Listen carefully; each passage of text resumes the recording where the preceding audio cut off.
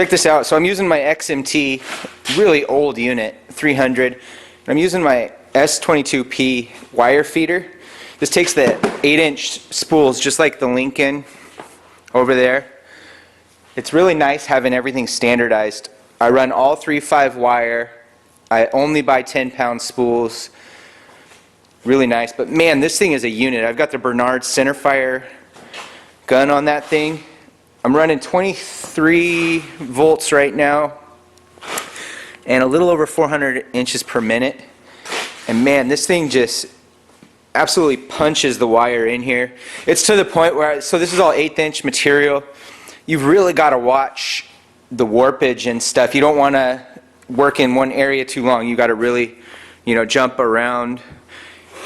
But man, that thing is so nice. It punches the wire in there. It's fast. Obviously I'm not stacking any dimes here. It's not MIG like TIG, but it is a good welder. I'm always, looking around on the local classifieds and stuff for machines that are being retired or whatever. I don't know, I use this thing for a couple hours and I start feeling bad that I'm shopping around on it, It is a really good unit. Knock on wood, it's treated me well. The only thing I've really noticed with that thing, it doesn't like dirty, rusty metal. Obviously MIG isn't going to like dirty, rusty metal. You can see, so like here's a perfect example of what I'm talking about. Look at this piece of rusty iron, no cleaning anything. I hit that right here. Then again, look at right here, perfect weld. For some reason that one came out like that. But you can see this thing, it just absolutely punches the wire into these welds. You've got a nice heat affected area and it just lays in there so nice and flat. So every once in a while you hit those little hiccups like that, but yeah, it's a good machine. I don't know, I thought I'd give her the recognition she deserved. But anyway, let's get back to the rack here.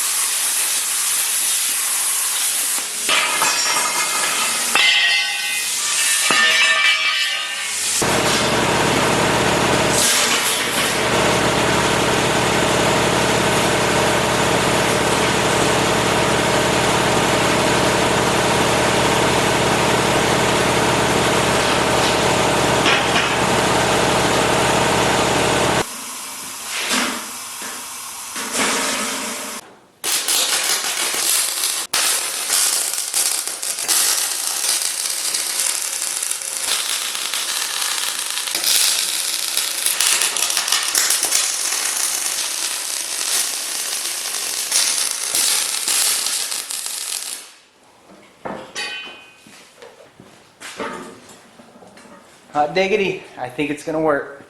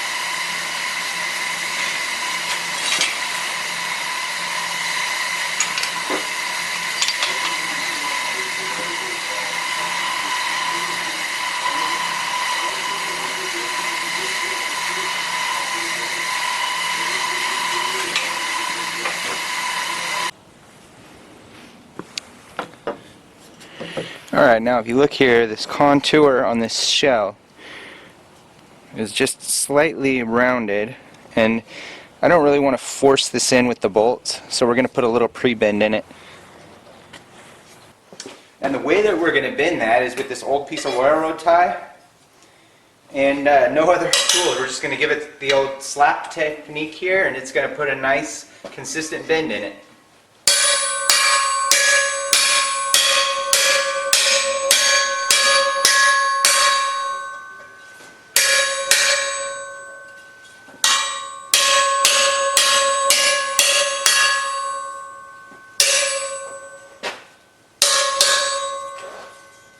Okay, there we go. Let's go try it for size.